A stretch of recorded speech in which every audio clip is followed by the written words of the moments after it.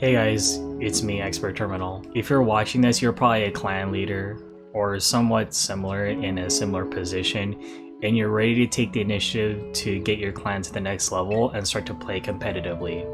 You probably want to start taking this into tournaments, getting into the competitive scene, and wanting to earn cash money or whichever. You want to go the extra mile and play in competitive scrims, tournaments, that sort of thing, but you don't really know where to start.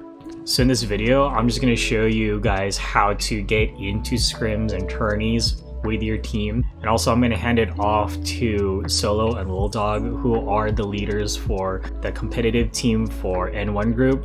They're going to be going over stuff like scrim etiquette, best practices, and whatnot, so that way you guys know how to conduct yourselves in these tournaments. And so some people are asking how to get into these.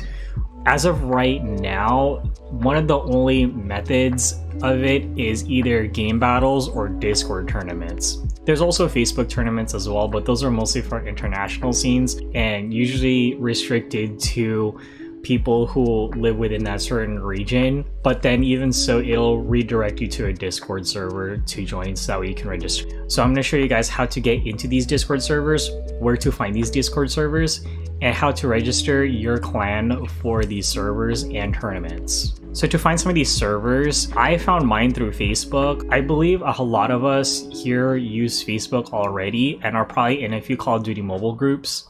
This one right here is the one I currently mod for at the time of recording, which is Call of Duty Mobile USA. And a lot of people who are part of the competitive scene are also in this group. So we're going to go through this group and try to find a server that has competitive tournaments and open scrim lobbies. The example I'm going to show is for Battle Royale, as that is the biggest scene right now. As for multiplayer, the same rules should also apply, but in the meantime, I'm just going to show Battle Royale for the sake of time and convenience. Okay, so normally clans are usually the ones that hold these types of servers and whatnot.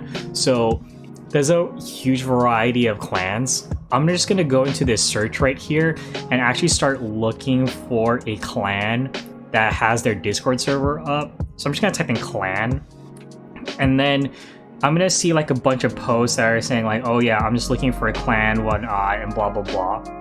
So I'm going to just go through here. A clan whose tournaments are pretty active and that I participate in here one of the times is Dominators. I participated in their duo league for Battle Royale, and some of the competitive members of my clan also compete in their leagues as well.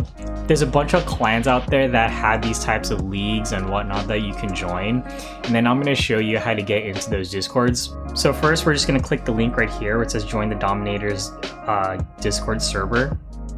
And then it's going to open up the link here. You're just going to accept invite. And then for me, it opens up the Discord app already. And then for me, it's going to say, oh, you're already part of this server. So you just open it. But for you, it's going to say accept invite or decline. Okay, so now this is where you're going to start to find certain aspects of the server. And what you're going to first look for are leagues and open scrims. If you're looking for a place of practice, you're going to want to look at open lobbies, which are pretty much private servers that fills up with 100 people in it that are of pro level, like even beyond legendary rank in regular BR. These are actual top tier players that play for competitive prizes, money, sponsorships, whatever. Most servers are gonna have a community tab in which you can find open lobbies to start practicing in, so that way you get a feel of how the tournament scenario is like. So right here, as you can see right here, there's something here that says open lobbies. We're just gonna go click that.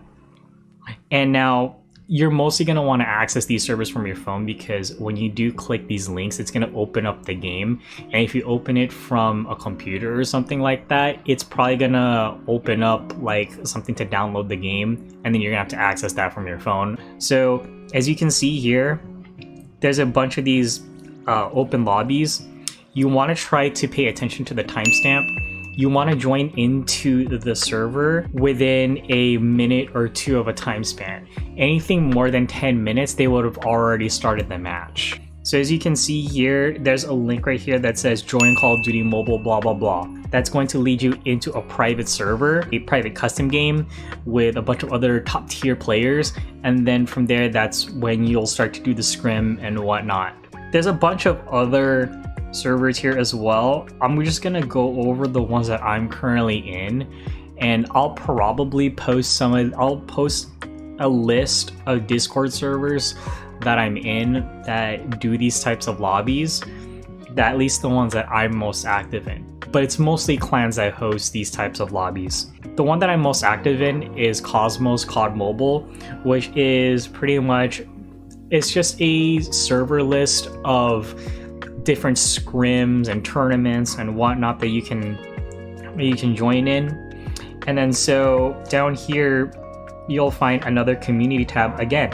And then this one here, you'll find you're gonna want to try to look for open lobbies. Again, most of them are gonna be titled open lobbies. So then, like right here, you can you see the different open lobbies from different clans that host it. So again, you just click the link. I wouldn't be able to show you guys here because then I don't want to get thrown into a game if it's already active. But we'll just go into one that has an expired link just so you can see what it does when you open it. And then when you do, you're gonna open it here. It's gonna say Call of Duty Mobile right here. You're gonna press start and it's gonna open up the game.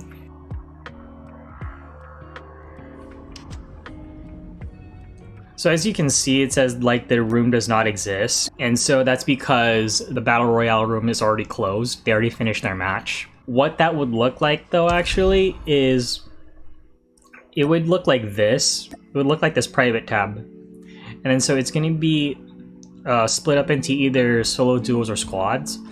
And then so this is what a typical private scrim room would look like. From there, you'll invite your clan over, make sure they're all on at the same time, and then you're going to go pick your spot in the scrim or tournament. Usually you'll have something like a room ID as well that you can look up in case they can't open the link. You can also share server links and whatnot through this method right here. Just hit the invite, and then you're gonna hit this button with the 3 dots and a triangle, and then you're gonna want to hit more, and then there's gonna be something that says copy, and it's gonna copy and you can paste the link to whoever, and then they'll all join your server. Just make sure that the host is always in there at all times. But usually there's going to be a host that's in spectator view, like that. They'll just be watching over the server to make sure everyone follows the rules. And so to register for tournaments, it's a matter of looking up their league and see what leagues and tourneys they have available. So to register for tournaments, you pretty much just want to look up their leagues and all that. There's going to be either a tab that says league or tournament or whatever. And so you're going to want to look up their info. You're going to want to look up what the prize pool is, how many players can compete, how many players per clan can compete, and then there's just a huge list of rules and whatnot. So you just want to go over and scroll through it and see if that will apply to you. It's going to go over things like the scoring system, how to register, and they'll have a separate tab like this one. It'll say like league registration.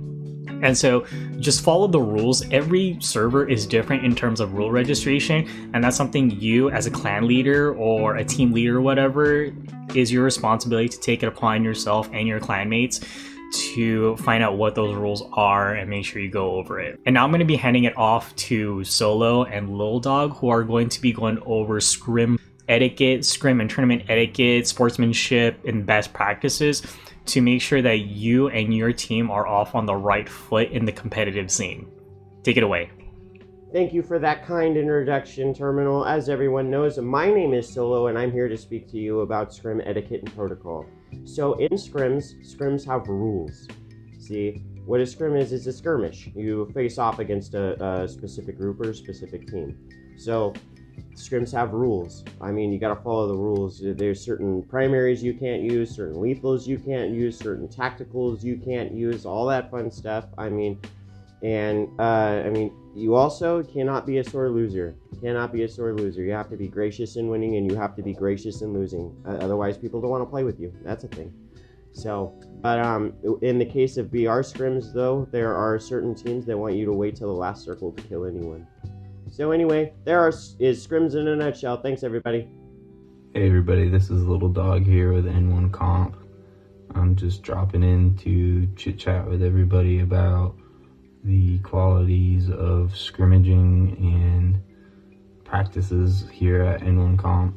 So to start with it, we like to try to get as many scrims in. A scrimmage is when you compete against another competition team that is either in a different tier than you or lower tier than you. More or less, it's two teams practicing.